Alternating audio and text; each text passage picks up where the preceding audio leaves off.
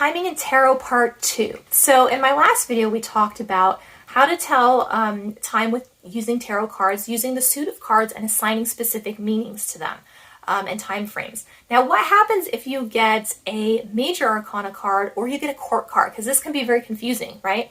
Now, the major cards do have specific numbers on them, so you could work with that.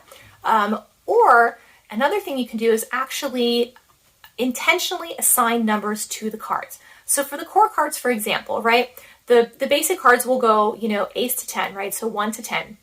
You could assign numbers to the court cards. So you could go 11, 12, 13, and 14. Could be your number values or your, your time frames for those cards, right? Now, what happens if we get a major arcana card? Well, those have numbers assigned to them too. That could be one way that you do that, or you could choose another one that doesn't go by the numbers and say, hey, the first 4 cards in these are going to be for spring. The next 4 are going to be for summer. The next 4 are going to be for winter. You can do it that way if you want to, right? It's up to you. It's whatever you feel comfortable with, whatever agreement you come to with your deck, and whatever feels like the right thing for you. Now, another way that I will tell time with tarot cards, aside from numbers and picking up on number combinations within the cards, is I look at weather, right? Because you can look at weather, and weather will give you timing according to seasons. For example, if we look at the King of Pentacles here, there's a lot of greenery in this card. So when I look at this card, my timing for me would typically be spring, right? Maybe not early spring, but later spring when things are blooming, kind of heading towards summer. That might be a time frame that I get.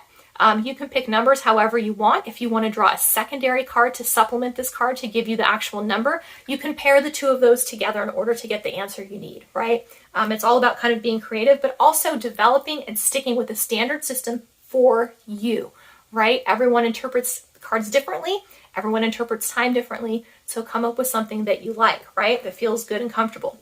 Now, another card that might come up if you're doing kind of a combination of like timing and weather, like let's look at the Emperor card. There's a lot of options in this card for time. For me, the first thing I look at is all of this like orange and red that's in this card, right? I feel fire. I feel heat. And when you look at the elements in order to help you tell time, when do you feel like hot? Usually in the summertime. I live in the desert. It's 117 here, like sometimes on average days, it's 115 maybe if we get lucky in the dead of the summer. So for me, that would be, dead of summer would be a time frame that I would give for this card because I'm just feeling that heat. Maybe dead of summer for you is a little bit different time frame. In California, our summer hit a little bit later in the year. We had a May gray and a June gloom. So our summer didn't hit till July, August, September. So go according to what you know and your seasons and your impression. It doesn't have to be a ballpark dictionary of like traditional months of when this happens, right? Everything's specific to you. Now, instead of looking at the number on this card too, if someone's asking time frame stuff, one of the things that I notice in this card to give you an example of like clustered items that would give you numbers are the ram heads here. 1, 2, 3, 4. 4 might be a number that you want to associate with the summer timing of this card. Maybe it's the 4th week of summer, maybe it's 4 months of summer, depending where you live, how hot it is. We can get 8 months of summer here, I'll tell you. So you can use that as a time frame as well.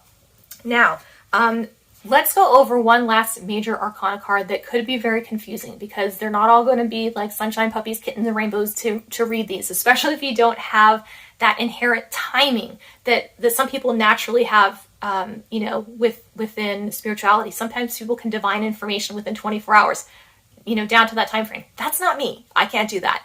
I kind of like to leave stuff open-ended, because we have free will and, the future is malleable. So, and unless you can be very specific about it, make sure that you address that in your readings, right? So make sure that you allow yourself that time and space to do that. Now, what happens if we look at the Fool? Because this card is all sorts of trouble, right? Okay, there's a freaking 0 up here. What is that even?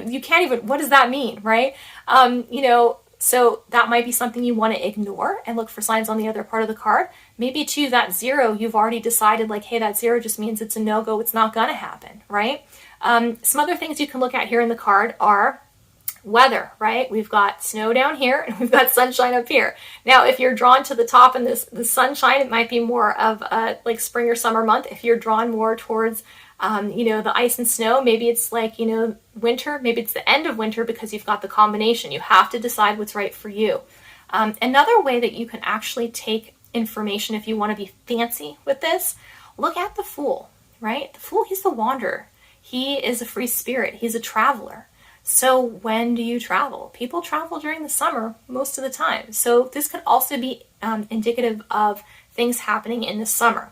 It's really up to you of how you look at the card, how your intuition is speaking to you, and what numbers and values and things you assign to cards before going into readings, right? You just know if this card comes up in general, maybe this is your spring time, month. That's what it is. You've already decided, so you know, right?